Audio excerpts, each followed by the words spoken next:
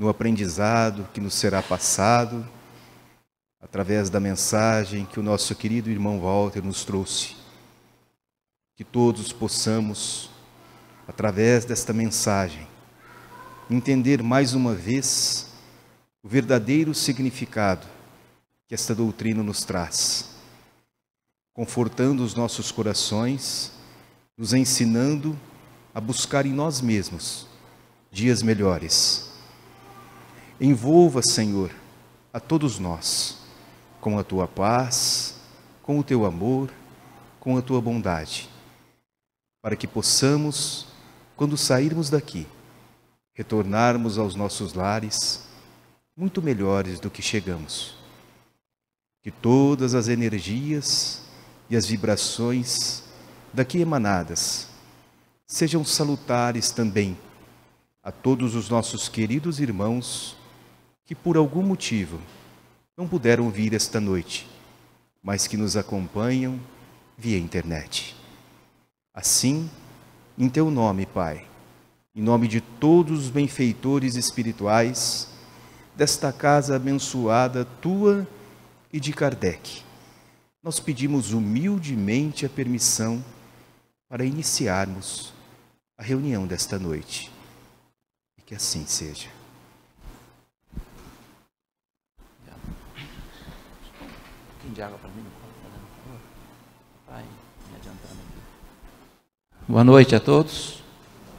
Uma grande alegria estar aqui com vocês nesta noite e para tratarmos de um tema bastante importante na vida de todos nós, porque interfere diretamente no relacionamento das pessoas, principalmente no nosso progresso, né? Naquela proposta de evolução que todos nós planejamos ao retornar à Terra. Que o Mestre Jesus nos abençoe, nos inspire.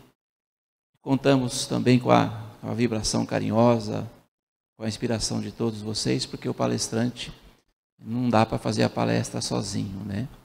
Ele sempre precisa dessa vibração carinhosa que emana do coração, da mente de todos que estão presentes aqui. Hoje eu vou falar sobre o alcoolismo.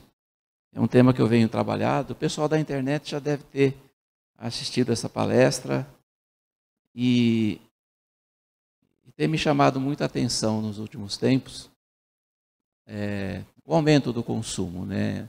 A última pesquisa apontada revela que o brasileiro ele consome mais álcool do que a média mundial, né? E de todos os países que vem crescendo o consumo de álcool, entre os jovens, no Brasil é o que mais cresce também. Então é complicado porque vamos falar mal do álcool. Uma sociedade que o venera tanto, né? Há um certo enaltecimento até. Você já deve ter visto nas redes sociais, né? As pessoas brindando. E véspera do jogo do Brasil, né? Você já pensou amanhã, seleção brasileira, está tudo planejado, a festa, a comemoração. Se o Brasil perder, vai beber porque ganhou. Se ganhou, quer se ganhar porque ganhou. Se perder, é porque não tem onde guardar, então vamos guardar dentro de nós mesmos, né? Mas independente se o Brasil ganhar amanhã, pode ser de goleada, eu acho que a gente não tem que refletir se nós estamos ganhando ou perdendo essa batalha contra o alcoolismo. Principalmente entre os jovens, né? A gente vai refletir aqui. O álcool e juventude sempre foi e sempre será uma mistura muito perigosa. Mas quando essa mistura se alia ou se associa à omissão da família, as coisas tendem a piorar um pouco mais. A gente vai falar do alcoolismo juvenil, como está aqui na lousa, na tela. Mas nós sabemos que o alcoolismo ele é uma tragédia em qualquer idade. Na maioria dos casos, ele destrói o indivíduo, desequilibra a família e traz sérios riscos para a sociedade. Mas quando o alcoolismo alcança a juventude, ela tende a ganhar cores mais dramáticas. Porque antigamente a palavra alcoólatra, vocês devem lembrar, quem é da minha idade, só estava associada a pessoa de certa idade, né? A senhora lembra disso, né? Não se ouvia dizer que um jovem, um adolescente, havia se tornado alcoólatra. Mas hoje não, ele está espalhado em todas as condições sociais, em todos os sexos, em todas as idades. Né? O que está acontecendo, na verdade, é que a sociedade não está conseguindo desacelerar o uso contínuo do álcool. Não está dando conta disso. Né? O álcool tem um poder incrível, né? Porque ele atua diretamente, ele perverte, né? Há uma perversão aí. Os neurotransmissores responsáveis pela sensação de bem-estar, de relaxamento, né? Fala-se muito, né? Bebo para relaxar, não é? Não é verdade? Bebo para esquecer.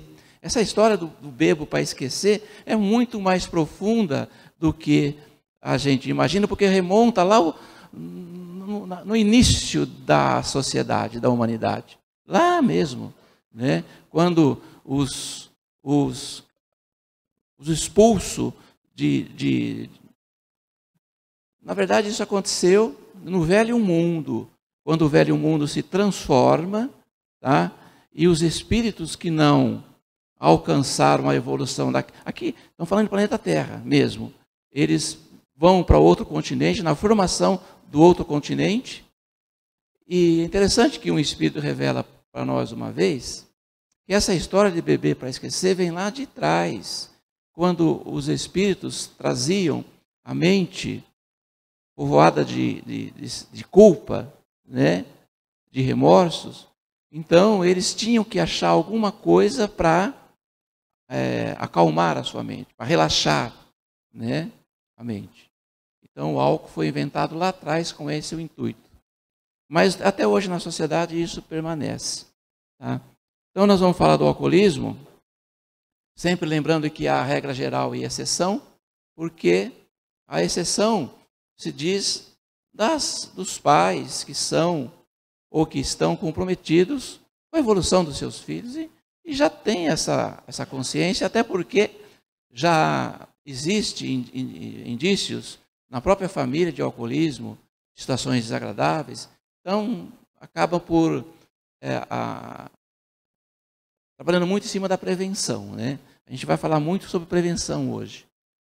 Mas isso é a exceção, a regra geral não, porque a regra geral, o álcool ele está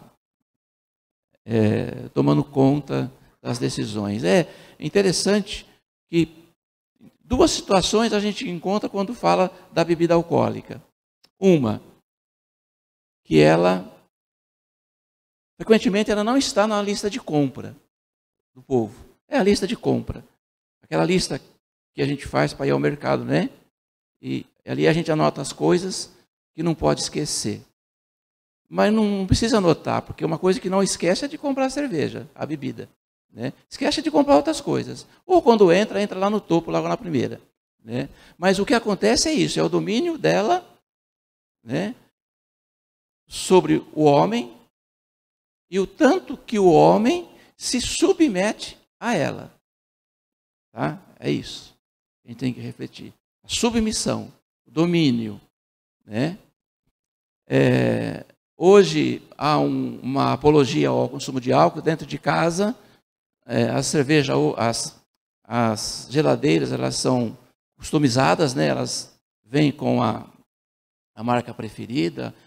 Tem empresas que fazem isso. Isso é um risco muito grande, principalmente quando tem criança dentro de casa, quando tem filhos em casa, principalmente na primeira infância. Primeira infância, até os 6 anos, a criança aprende a partir da impressão que ela recebe do ambiente. Né? Muito pouco ela aprende do que a gente fala, mas muito mais aprende ela do que ela vê o adulto ou os pais fazendo. Então, essas mensagens que chegam subliminar, né, na mente da criança, é que já está preparando ela para ser um consumidor também no futuro. Então é isso que a gente vai passar hoje. O alcoolismo juvenil é um problema social, hoje é social. Alguns anos atrás não, era isolado. Eram algumas famílias que enfrentavam esse desafio, né? Hoje já está na sociedade, pelo consumo acelerado que está ocorrendo. 56% dos jovens entrevistados entre 12 e 17 anos já fizeram uso de álcool. Estudantes, 13, 15 anos, mal estão terminando aí o ensino fundamental, já estão fazendo uso do álcool. Tá? Essa é a pesquisa do CISA, uma organização que trata que organiza essas pesquisas. Tá? Então é a campanha Juventude Sem Álcool, evitar o primeiro gole, a reencarnação. Aí isso que é o grande problema, porque na maioria das vezes o primeiro gole não é o primeiro gole, é o recomeço daquilo que já foi feito em existências passadas, né? Então, evitar o primeiro gole é por isso, para não despertar o gigante que está adormecido. E há um planejamento espiritual muito intenso, né, no combate aos nossos vícios. E às vezes isso é o despertar, né, para um recomeço. Então, beber na adolescência nem sempre é um começo, e sim um recomeço de um vício que estava adormecido, né? Alcoolismo e vidas passadas. A gente não faz ideia de qual abismo a gente caiu em outra existência para vir parar aqui na Terra, né? Isso é uma reflexão íntima que a gente precisa fazer. É íntima, porque afeta diretamente o nosso progresso e o nosso planejamento. Nós estamos aqui na Terra mediante ou após um sério e intrincado planejamento reencarnatório. Tudo foi feito com habilidade, com assessoria, né, com a participação, com o amparo de espíritos amigos. A gente não lembra, a gente esquece disso. E parece que a gente caiu nesse mundo, mas tudo foi planejado, né? Mas no momento da nossa reencarnação, muito pouco tempo antes, de tudo sendo feito, a hora que vai assinar embaixo, isso é só um exemplo simbólico, a hora que vai assinar, o nosso mentor diz assim, mas toma cuidado, tudo foi planejado aqui, mas lá a decisão será sua, né? Não adianta os espíritos do alto querer ajudar, porque o primeiro passo somos nós que daremos, né? Então, uma reflexão sobre isso, porque nós estamos caminhando para uma sociedade mais livre dos vícios, né? Em breve essas campanhas estarão mais claras, né? Então isso, o álcool é uma droga lícita porque a sociedade assim o permite, mas ela é porta de entrada e de retorno para as drogas ilícitas também, né? É muito sério assim quando a gente vê essa associação de pai, mãe, filho, numa época em que precisa haver um diálogo mais aberto, precisa haver um entendimento e um raciocínio lógico sobre as situações que o mundo oferece, né? Outro dia eu fiquei assim preocupado tanto com o jovem quanto com a mãe, porque ela me disse assim, meu filho, ele bebe, né? Mas ele não usa droga pesada não, ele só fuma uma maconha de vez em quando. Esse é um sinal, né? Isso que a gente tem que pensar, quando o consumo do álcool e o consumo da droga entra no campo da normalidade. E não é normal. O nosso espírito não é. A gente não nasceu no mundo para isso, né? Então essa bebida Ice aqui, ela é muito usada pelos jovens, né? A moçada que está aqui deve saber, é muito consumida. Eu tenho notícias que alguns pais compram para os filhos, né? Porque acredita, pela cor, acredita que é inofensiva, né? Ela tem 5% de álcool porque é uma mistura de uísque, aguardente, rum, vodka, mistura com refrigerante gasificado, gelado, então ela tende um pouco a diminuir aquele impacto que dá a bebida quente.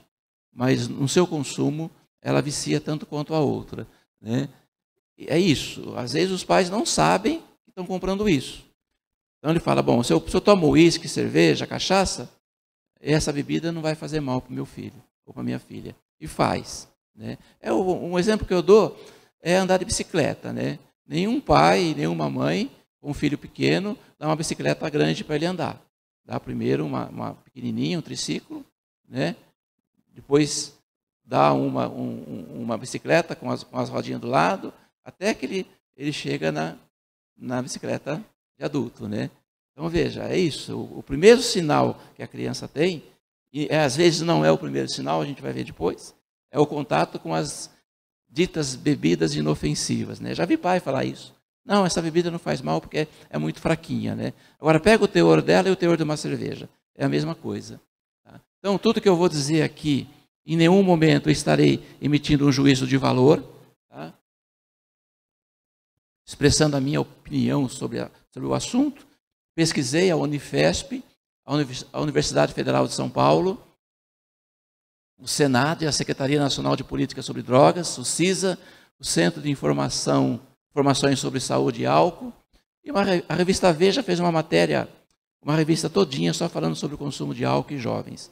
Tá? Então, há pesquisas profundas, né? Fontes científicas que comprovam que o álcool, em qualquer idade, ele é prejudicial, né? E há pesquisa também que para 98% dos casos isso não é novidade, dizer que o álcool é prejudicial. Tá? A gente precisa refletir sobre isso. Então isso, alcoolismo juvenil, um diagnóstico precoce, é muito importante, né? Uma mãe que me despertou para isso, no final da palestra, ela falou, você disse tudo, mas você esqueceu de falar aos pais sobre essa prevenção, o diagnóstico precoce. Aquilo que está escondido por trás da euforia da juventude, né? Isso é passageiro, é momentâneo, isso vai acabar, né? Na hora que ele atingir a idade mais adulta, ele vai refletir sobre isso e não vai deixar ser pego nessa armadilha. E porque ela disse para mim, falou, quando eu fui dar conta, meu filho já era um alcoólatra com 20 anos, de ter que interná-lo em clínica de recuperação, né? Então a prevenção é a única esperança. Prevenção. Então essa minha palestra, ela tem um forte teor na prevenção, embora no finalzinho a gente vai encerrar, caso o alcoolismo já esteja instalado na família, né? Vamos falar tudo o que é possível para evitar. Tudo que é possível para evitar. Eu pesquisei, fui atrás, né, as informações, as mensagens, as orientações que fortaleçam os pais para dar a eles essa reflexão. O que devo fazer para evitar? Mas depois que aconteceu, o que eu preciso fazer agora para ir em busca da recuperação, né? O motivo desse tema é a questão do alcoolismo está aí solta, né? Recentemente uma menina de 16 anos disse para mim que não consegue mais viver sem o álcool e ela foi internada em coma alcoólico, né? Mas o que despertou mesmo, o que me chocou, porque eu tenho filhos adolescentes também, 2 filhos adolescentes. O que me chocou é o que me motivou, e a partir daí eu comecei a fazer essa palestra, já faz uns quase 4 anos que eu faço essa palestra, uma notícia assistindo o jornal, na televisão. E qual a informação que eu vejo? Na cidade de Bauru, numa universidade, estava havendo uma festa entre os universitários, se deu isso, né? Os meninos, os estudantes proporam um desafio de quem conseguisse tomar mais doses de vodka. Vocês lembram disso? Um jovem de 23 anos após ingerir 30 doses de vodka, ele entrou em coma alcoólico e não foi socorrido em tempo, veio a desencarnar. Aquilo me chocou profundamente, porque é a idade do meu filho. Na época, meu filho estava com 20 anos, minha filha com 16. E eu pensei o quanto que isso é chocante para a família, né? E aí veio a ideia de trabalhar essa palestra, e eu estou fazendo em todo lugar, para auxiliar os pais na prevenção. Mas eu fiquei curioso em saber o que representa no organismo humano 30 doses de vodka. Tá? Primeiro, 30 doses de vodka representa 1,5 litro de vodka. Tá? Mas o que representa o sujeito beber 1,5 litro de vodka? Representa ele estar bebendo 600 ml de álcool puro. Foi isso que o jovem fez. Ele bebeu 600 ml de álcool puro, num prazo muito rápido. Né? E é isso que acontece, o nosso fígado e todo o organismo não dá conta para metabolizar. Tá? Porque o processo de metabolismo do fígado, nessa relação com o álcool, é de 1 hora. 1 hora. O fígado demora para metabolizar 330 ml de cerveja, que é igual a uma taça de 100 ml de vinho, que é igual a 30 ml de destilado. Ou seja, ele tomou 30 doses desse aqui. 30 doses. Né? 1 hora. Se o sujeito bebe uma dose apenas e espera 1 hora para tomar outra dose, o dano não é tão grande assim, porque deu tempo do fígado metabolizar. Acontece que tudo que excede essa quantidade não vai para o fígado, vai para a corrente sanguínea. Tá? E chega ao cérebro muito mais rápido. E é a chamada lobotomia. Lobotomia. Lobotomia eu falei ontem aqui. Foi inventada lá atrás, né, em 1925, por um médico português, para controlar a ansiedade dos pacientes psiquiátricos, os loucos. Tá? O que esse médico fez? Ele aplicava pelo olho, enfiava uma seringa, chegava no lobo frontal, por isso que chama lobotomia, ele aplicava injeções de álcool ali, para o álcool destruir as partes responsáveis por toda a coordenação motora e de reflexão do indivíduo. Então, quer dizer, o álcool ele destrói o cérebro da pessoa e ela não sabe, ela tem as funções comprometidas e não está sabendo. Tá? Mas vamos avançar aqui, deixar vir as minhas criancinhas e não as impeçais. É o combate aos vícios mesmo, né? O que mais impede um fator de chegar até Jesus, aquela ideia suprema de progresso, são os nossos vícios. E é uma herança, às vezes, que os pais transmitem às crianças, né? Os seus vícios. E a gente tem que pensar sobre isso. Mais cedo é melhor. Alcoolismo juvenil, a família precisa acordar. Esse vídeo não vai passar, a gente não conseguiu. Então, a prevenção de um pai e de uma mãe para seu filho não entrar nas drogas, ou na bebida, ou nos vícios, é retirar de casa todo tipo de bebida. É um desafio isso aí. É um desafio enorme mesmo, é uma renúncia muito grande, né? Eu abrir mão do meu desejo para preservar a saúde, a integridade física e espiritual do meu filho. É uma coisa incrível, é um salto na evolução, né, do espírito. Porque é a principal missão que ele abraça na Terra, né? E nas festas das crianças, né, pelo menos nesse dia poderia dar uma trégua. Sim, o que seria legal? Não ter bebida alcoólica em festa de criança. Porque essa festa deveria celebrar a vida de uma criança, né? E a maior celebração é a da vida, né? E não daquilo que prejudica ou que compromete a vida. Então, seria um passo muito grande a gente conseguir fazer isso. Tá? Quanto mais cedo o contato com a bebida, mais chances de alcoolismo na vida adulta. Tá? Então, essa aí é tudo que apresentarmos como normal na vida no lar tende a se normalizar na vida da criança. Isso é fato. tá? Tudo aquilo que a criança observa cotidianamente acontecendo dentro de casa vai ser normal na vida dela também, né? Então a gente tem que ter um controle, porque no primeiros 6 anos de vida, principalmente, o que acontece no primeiros 6 anos de vida? Muitos pais não sabem. É fundamental para a formação da personalidade e do caráter do indivíduo, nos primeiros 6 anos. O que vai acontecer na vida da criança nos primeiros 6 anos de vida?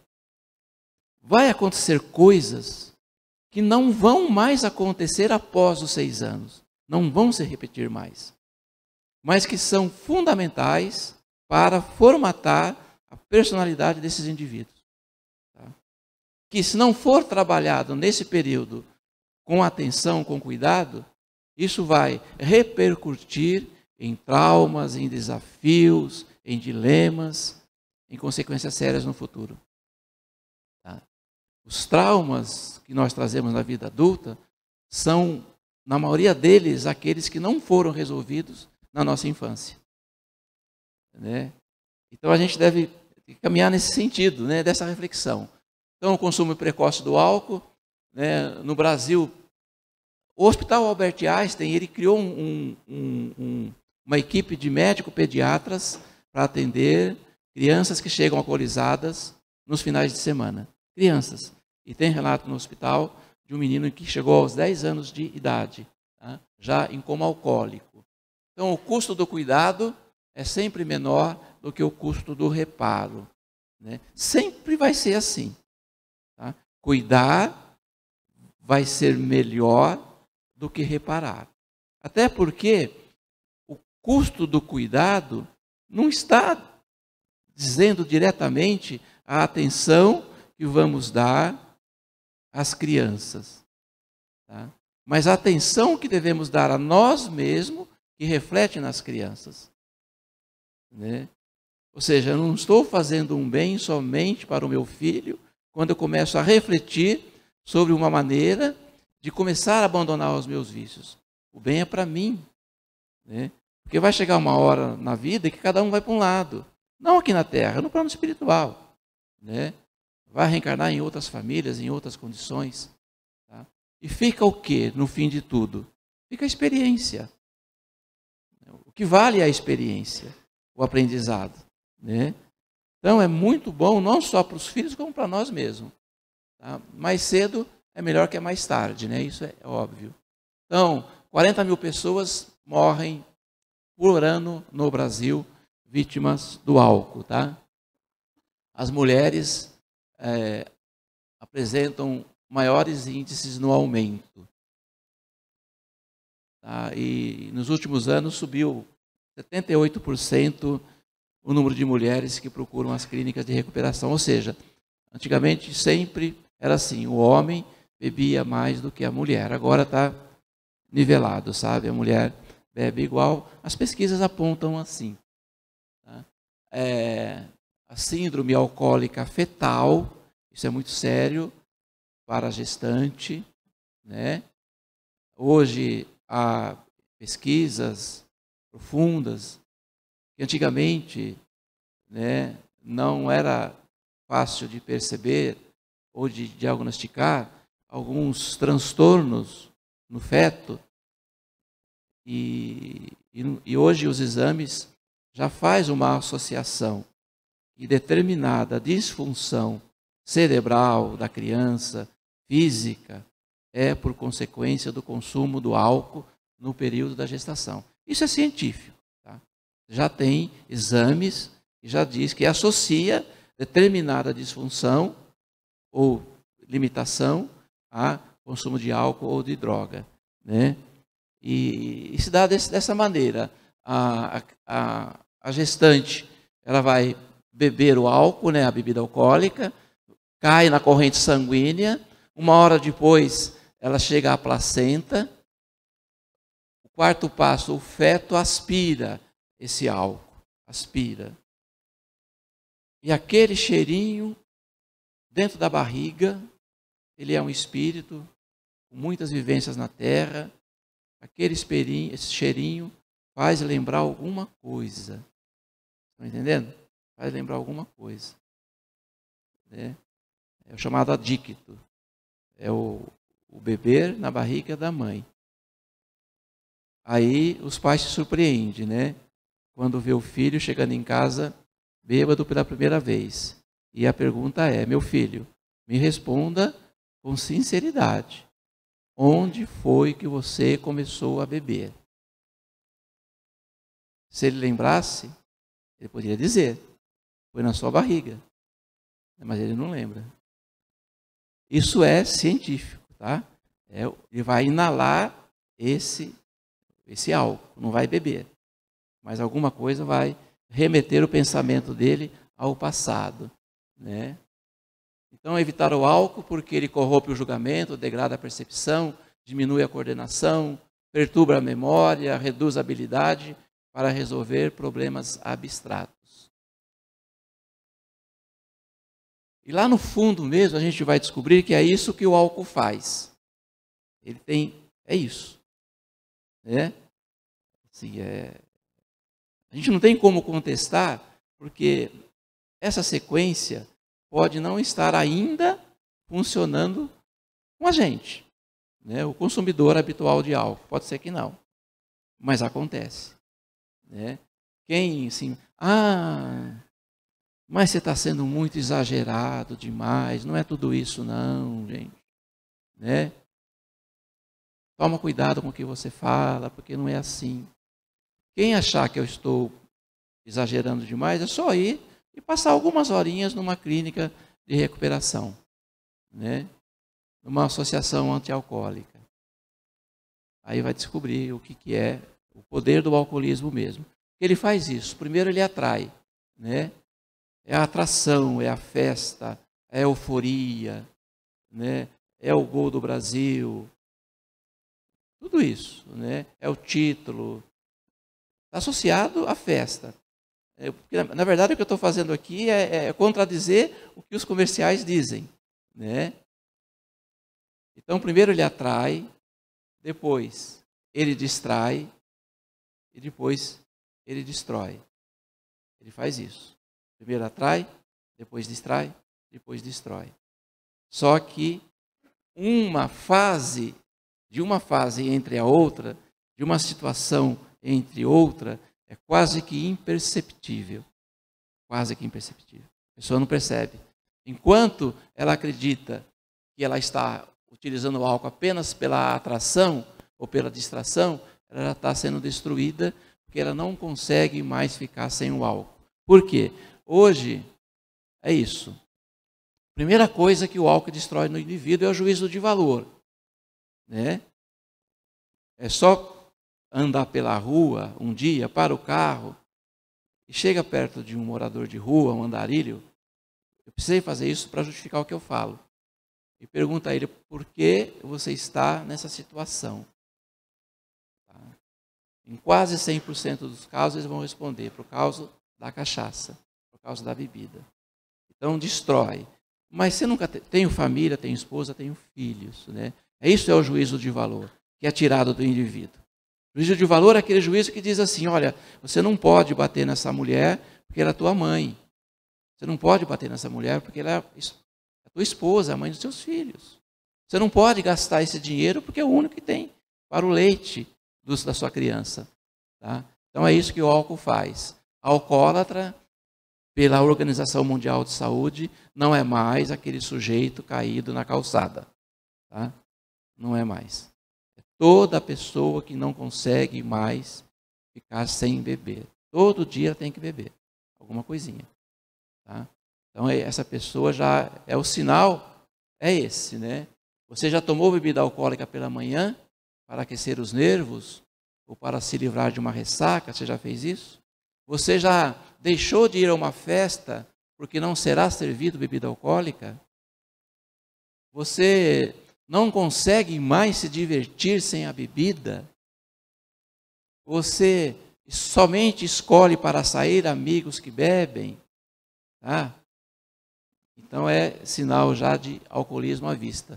Até o ponto de chegar o momento dele procurar o álcool não mais pela busca do prazer, mas na tentativa de evitar o desprazer que a ausência do álcool produz. Ronaldo Laranjeira é o maior pesquisador sobre vícios, drogas e álcool no Brasil. Essa parte é triste, gente. Essa parte é de lamentar mesmo.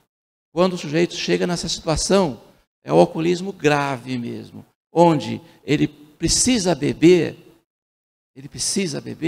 não mais para encontrar prazer, mas para evitar o desprazer que a ausência do álcool proporciona. Tá?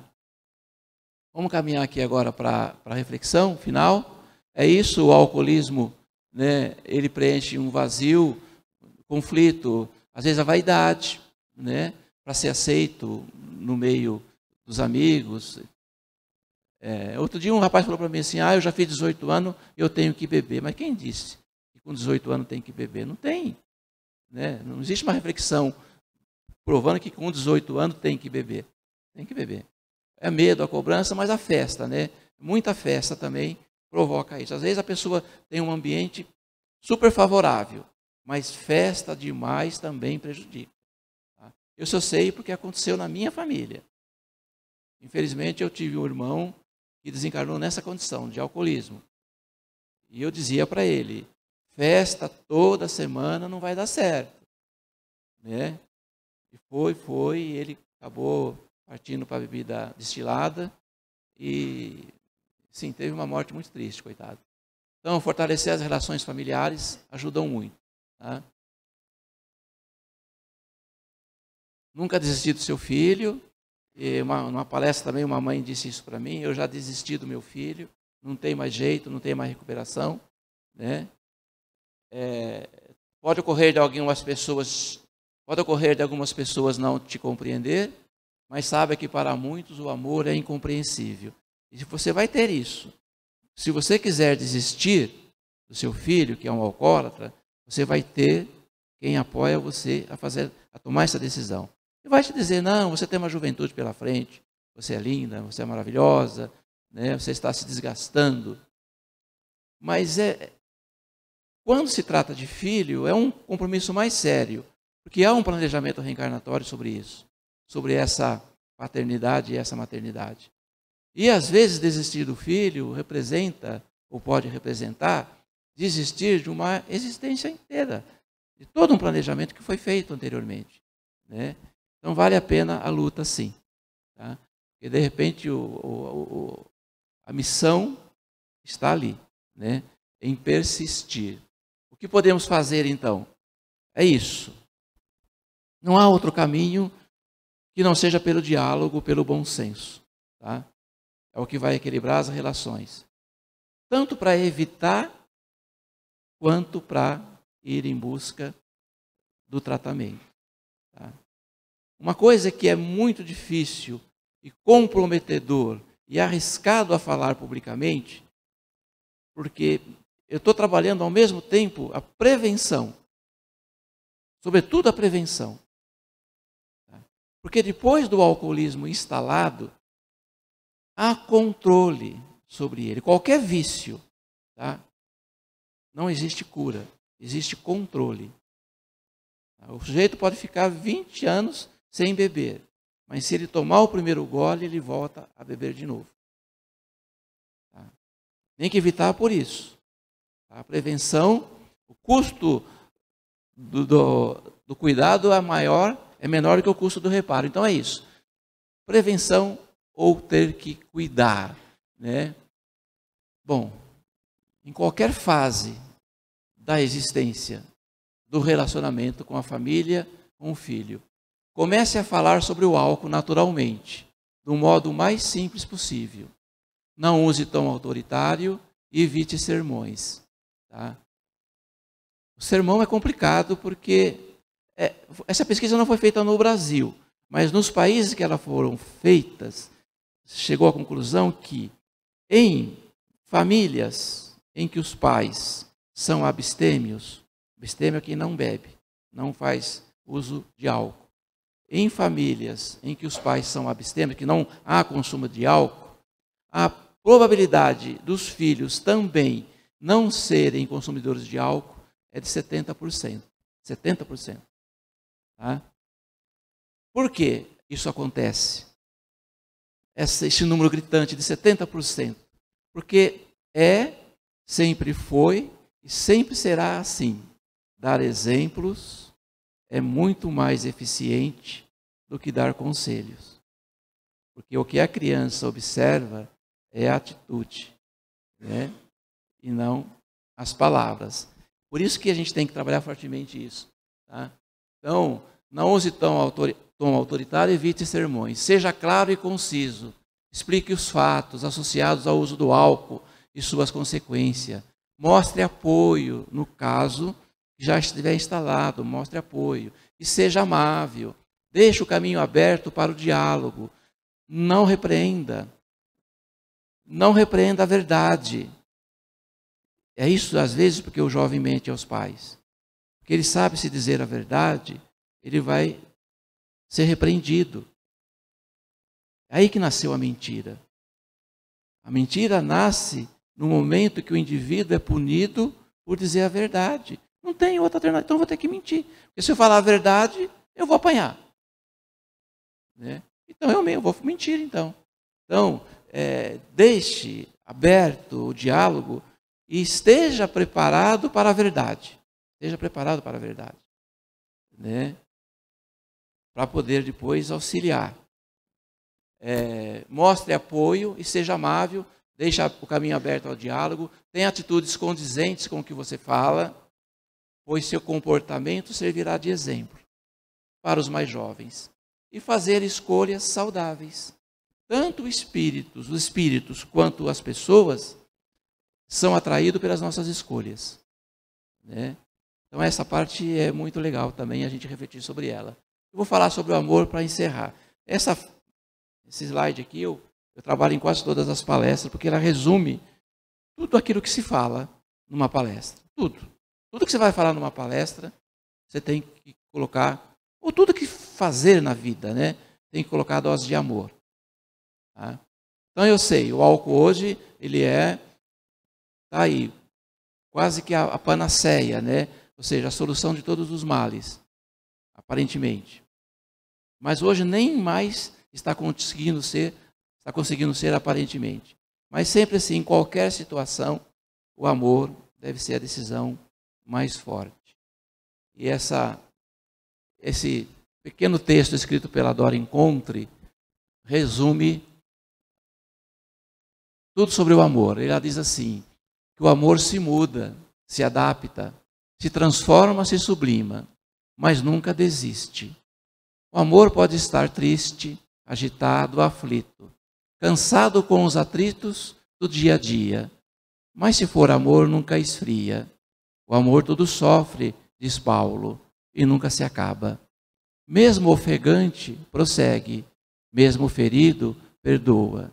Mesmo desacreditado, insiste. E mesmo rejeitado, resiste. O amor tudo pode, tudo alcança. Força divina que nos move e nos transfigura, o amor é feito de eternidade.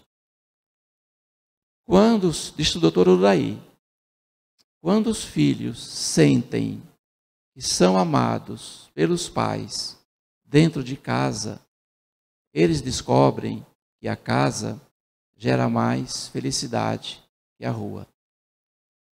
Que Jesus nos abençoe, que a gente possa refletir sobre isso e seguir nesse sentido, né, no combate aos nossos vícios. Muito obrigado pelo carinho de vocês. Obrigado.